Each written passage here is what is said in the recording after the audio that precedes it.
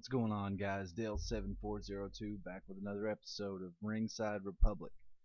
We're going to be going over your Monday Night Raw review for October the 30th, 2017 from Baltimore, Maryland. But before we do that, I want to say I'm sorry that there was no SmackDown review last week, and that there was no content over the weekend. Today was my daughter's birthday. We had her party yesterday, and that getting ready for that on top of work and everything that's been going on. It just wasn't in the cards this week.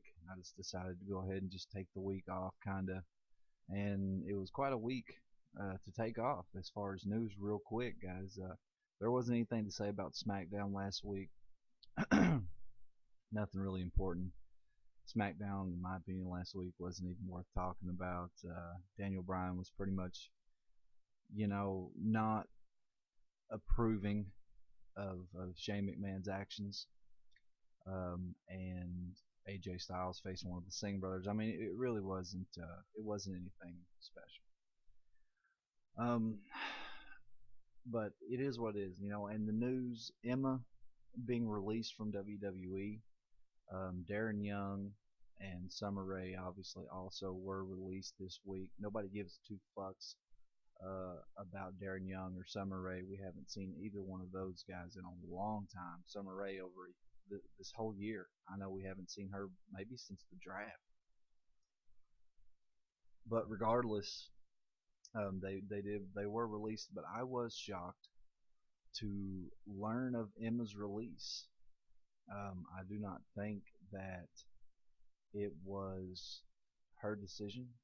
I think that the WWE released her, and I think that it was a mistake on their part, and one that they will very soon regret. But anyway, guys, let's go ahead and get into Monday Night Raw this week. Kurt starts. Raw kicks off with Kurt in the ring, and the Raw roster on the stage. Kurt is apologizing about what happened last week and assuring the roster that it won't happen again, when all of a sudden Stephanie McMahon's music hits. Stephanie McMahon comes out, and oh fuck, Stephanie McMahon back. Oh boy, who gives a fuck? Stephanie's back. She comes out. She's mad about what happened. She tells Kurt that he is the team captain for the Survivor Series match against SmackDown. I'm sure that Kurt will do good in the ring. I was going to say I was expecting to see some sort of Kurt Angle Shane McMahon match, maybe at Survivor Series. They have a history together of putting on pretty damn good matches, but Stephanie comes out and makes Kurt the captain of the Raw team for the Survivor Series match, and she suggests that if Kurt lets her down, or if they lose at Survivor Series, then she is going to relieve Kurt of his position as general manager. The Miz shows up late. Kurt is pissed at him because he took off last week. He was nowhere to be found when the invasion happened. So he makes an Intercontinental Championship match for later in the night. It was supposed to be Bayley versus Alicia Fox, but Alicia says she doesn't have time for this, and Nia Jax takes her place. Nia Jax obviously wins. Alicia makes Nia Jax her first selection and her first pick for her team at the Survivor Series. Samoa Joe comes back, which was very surprising. I'm glad he's back, but it was a very, very anticlimactic, lackluster return. He come out, he talked shit on the mic about the fans for a few minutes. Apollo Crews came out and faced him in a match in which Joe won, and then put Titus O'Neil in the Coquina Clutch. We've got The Miz versus Matt Hardy for the Intercontinental Championship. The Miz wins. Asuka had a match against some local nobody in a squash match. Obviously, Asuka won. Daniel Bryan shows up on Raw to apologize for Shane McMahon's actions. Kurt's not buying it. He says, basically just stay here, stay in my office because you're gonna get your fucking ass kicked if you leave. Um, come back from commercial. Daniel Bryan's in Kurt Angle's office. The door's locked. The lights go out, and Kane attacks Daniel Bryan. Daniel Bryan ends up being taken out on a stretcher. Finn Balor versus Cesaro, which was obviously the match of the night, was a very good match. Finn Balor won. Kane comes out, tombstones Finn Balor on the stage, which leads into Kane versus Seth Rollins. Obviously, Kane won that match, and Kane basically is being built up. Kane's already had a better run since he come back than he has in the last 5 or 10 years. I can't believe they're bringing fucking Kane back when he's in the middle of a fucking campaign to become mayor of fucking some town in Tennessee. The fact that they're bringing Kane back, he's got a win over Finn Balor, he's got a win over Seth Rollins. What the fuck is the point? Why build up Kane? It makes no fucking sense. Obviously what we're headed for is Kane versus Braun Strowman, but who gives a fuck? We got a ridiculous fucking Halloween street fight between Heath Slater and Rhino and Anderson and Gallows. Slater and Rhino win, and it was so fucking stupid. The match was fucking, it was embarrassing. It was fucking embarrassing. You know, guys, this shit that WWE is giving us, I think the match was meant to be a joke, but the fact that it's inexplicable.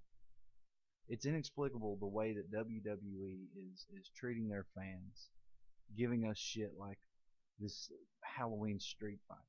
We got Heath Slater and Rhino dressed up like Mr. and Mrs. Claus. Fucking Anderson and Gallows dressed up like the Freebirds. What's the fucking point? Well, because it's Halloween, we gotta have some stupid fucking pointless gimmick match. There wasn't even it was a clusterfuck. Slipping and sliding around. There's fucking pumpkins everywhere. There's water spilled from where they were bobbing from apples. Everybody's slipping around. It's fucking ridiculous. Whatever. Elias is in the ring singing a song about how he fucking smashed the guitar over Jason Jordan last week. Jason Jordan runs out and suplexes Elias. He gets out of the ring. Jason Jordan breaks his guitar. Who gives a fuck? The Miz is running around scared shitless because he thinks Strowman's back because he finds a bag of garbage in his locker room. He tries to leave, and Kurt says, "You're not fucking leaving till the end of the show after the shit you pulled last week." We got Enzo and Drew Gulak in the ring. Cut a very stupid promo. Kalisto and Drew Gulak have a match. It ends up in a clusterfuck. I ended up fast forwarding through it. I really don't know who won. I'm sure probably Kalisto won by DQ. Who gives a fuck? Alexa Bliss versus Mickie James for the women's title. Kurt Angle made that match earlier in the night. We had 2 championship matches tonight. Why? I don't know. But Alexa obviously won that. And the show goes off the air with Miz and his entourage trying to leave. Trying to leave the arena and go catch their plane for the next show. They're in the limousine, they're leaving. All of a sudden, a garbage truck in front of the limousine starts backing up, and we start getting camera angles. It's like a cheap, shitty 80s horror movie.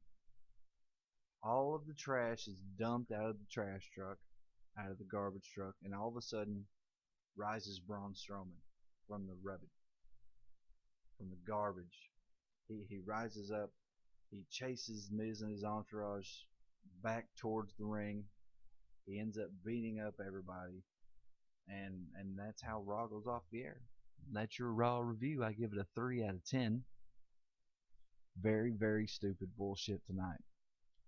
I don't think there was one thing that happened tonight that you missed. Actually, in all honesty, you could probably not watch Raw for the rest of the time until Survivor Series. If you just watch the Raw before Survivor Series, you'll be caught up. It's Raw versus SmackDown. It's all champion versus champion. And then there's going to be a women team and a men's team. They will be having matches Raw versus SmackDown. It's all Raw versus SmackDown Survivor Series. The one big thing that happened tonight, besides the fact that Samoa Joe came back, which WWE booked that wrong. They fucked that up in my opinion. The one kind of exciting thing that we found out tonight is that Raw, I believe it's January 22nd or 25th, somewhere along there, is going to be doing a 25th, it'll be their 25th anniversary. They're going to be doing it in New York at the Hammerstein's Ballroom, wherever the first Raw emanated from. They're going back there for their 25th anniversary. The Undertaker, Kevin Nash, Shawn Michaels will all be in attendance. I'm sure we'll see The Rock. I'm sure we'll see Stone Cold. I'd say that this Raw, the 25th anniversary show, is going to be something special. You know, and hopefully then we will get some closure on this whole Undertaker situation. We will find out whether or not he is truly retired. I don't believe he is, but we will find that out hopefully by then for sure. And that's something to look forward to. But that's all the way in January, and it's just now. Let's go ahead and say it's November. That's 2 months away, basically 3. So what we have now is WWE Killing Time, pointless pay-per-view that I really don't give a fuck about. And this is supposed to be one of the big 4. You got WrestleMania, the Royal Rumble, SummerSlam, and Survivor Series. Those are supposed to be your big 4. The only fucking thing that I'm looking forward to at Survivor Series weekend as of now is the NXT takeover, the NXT pay-per-view, which will be showcasing War Games match. I'm very much looking forward to that. That is a concept that I was a fan of when WCW was still around. I'm glad to see it come back, and I think it's going to be pretty damn cool shit. But you know, that's what I got for you guys today. I'm very disheartened and disgusted with the product right now. I'm barely interested in it, and it's to the point to where I'm so disgusted with the product right now. I don't even really feel like coming on here and doing these anymore. It's just, you know, it comes to a point to where